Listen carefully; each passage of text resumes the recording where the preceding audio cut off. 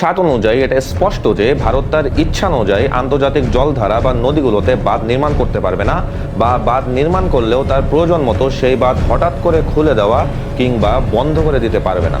কারণ ভারত বাংলাদেশ 54টি অভিন্ন নদী, অর্থাৎ এই 54টি অভিন্ন নদী ভারত এবং বাংলাদেশ দুই দেশের উপর দিয়ে প্রবাহিত।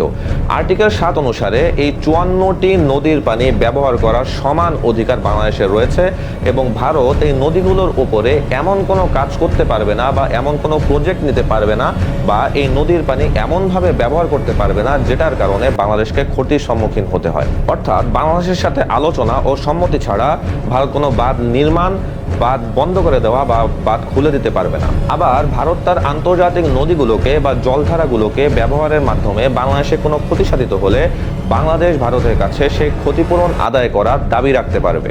আবার আর্টিকেল 11 অনুসারে আন্তর্জাতিক নদীগুলোর সাথে সংশ্লিষ্ট ভূখণ্ড